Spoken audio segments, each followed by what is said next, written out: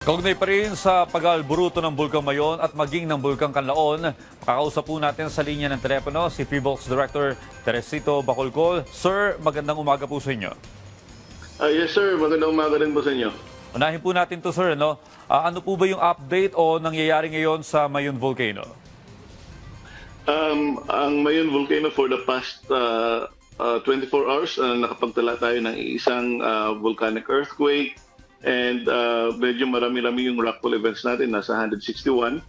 And yung pyroclastic density current natin, nasa 50 kahapon. And right now, nasa alert level 3 pa rin yung yung Mayon Volcano.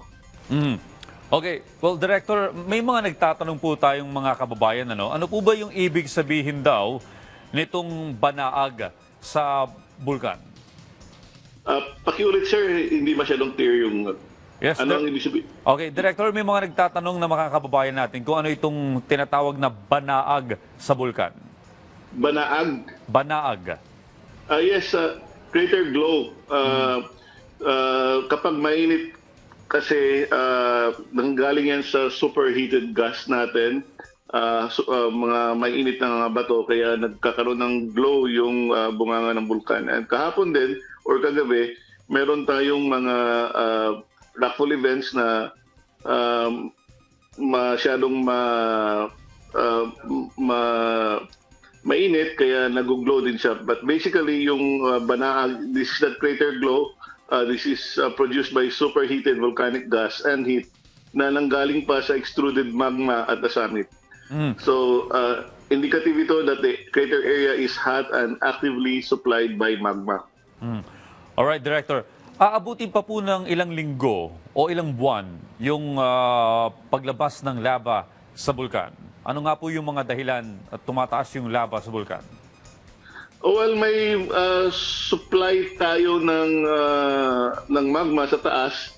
And pero right now wala pa tayong lava flow. Ang nakikita lang natin dito ay yung lava dome, paglaki ng lava dome, and habang lumalaki siya, nagiging unstable, natitipak, nagkakaroon ng pagguho. Kaya nakikita natin ngayon ay rockfall events na nanggaling sa lava dome. And kapag malaki yung collapse, nagkakaroon ng pyroclastic density current. Well, Director, kapag sinabi pong alert level 3, ano ibig po bang sabihin nito? Ang alert level 3, ang ibig sabihin nito is there is an increased tendency towards hazardous eruption. Okay. Pag-usapan po natin, Director, yung Mount Kanlaon naman, nasa alert level 2 rin po ito. Yes, ang Kanlaon Volcano ay nasa alert level 2. And for the past 24 hours, nakapagtala tayo ng 4 na volcanic earthquakes. And kahapon yung sulfur dioxide natin medyo mababa, nasa 650 tons per day. And meron tayong 2 ash emission kahapon.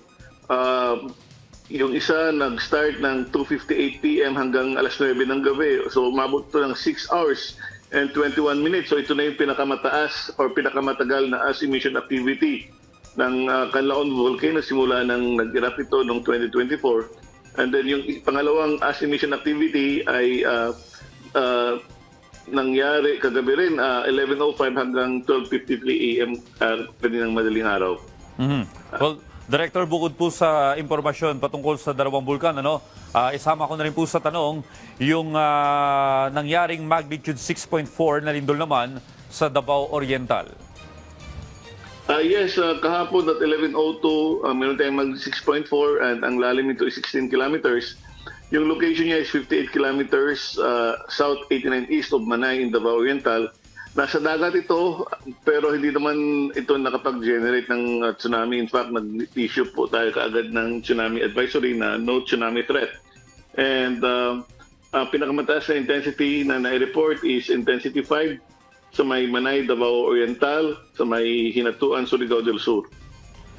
Alright, patuloy po namin tabayanan yung mga update patungkol sa mga sitwasyon sa mga bulkan at maging sa paglindol niyan. Maraming salamat po sa lahat ng impormasyon. PHIVOLCS Director Teresito Bacolcol.